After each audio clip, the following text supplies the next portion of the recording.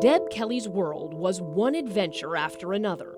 Her two favorite things, travel and spending time with people she loves. I have cousins up in Massachusetts, and we have cousins in Virginia. I have friends in Florida. Very little slowed her down, so she didn't think twice when she started feeling a little off. Easter Sunday of 2017, that evening I was not feeling well. I think I was kind of battling a little bit of a cold. We thought maybe you were dehydrated, maybe it was the flu. We really had no idea.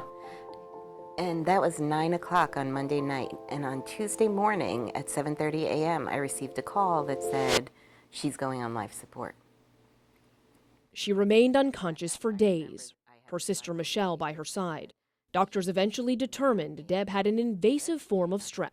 I do remember waking up at one point and seeing my hands were bent over, sort of really, and they were black.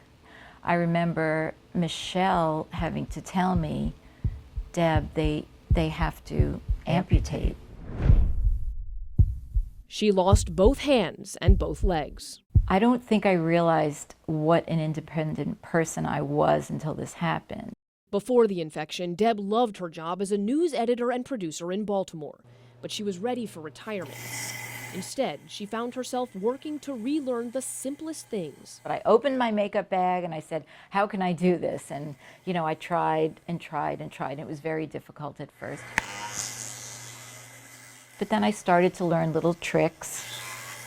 Each task painstakingly slow. And sometimes frustrating. Trying to get a good angle to get it. You want me to get it? I think I can.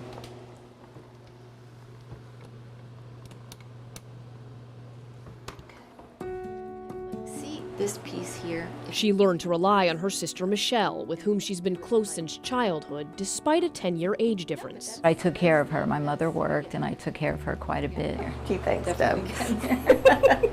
Years later, their roles reversed. Yay! Together, the sisters celebrate every victory. I couldn't do this yesterday. After months of rehab, Deb learned to walk with prosthetics. That gave her back a little of her freedom. But not having hands is just, it's awful. It's awful. I love to crochet and knit and sew and do crafts with the kids. But there were those nights, you know, when I would just sit there and say, I would cry. I asked Michelle one time, do you think I would have been better off dead? And she brilliantly asked a question with a question and said, do you think you'd be better off dead? And I thought about it and thought about it, and I thought, no, I'm here for a reason.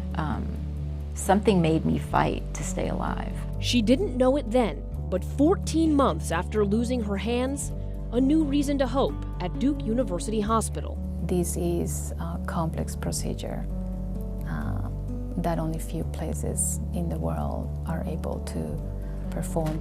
But would it work? Deb's story continues.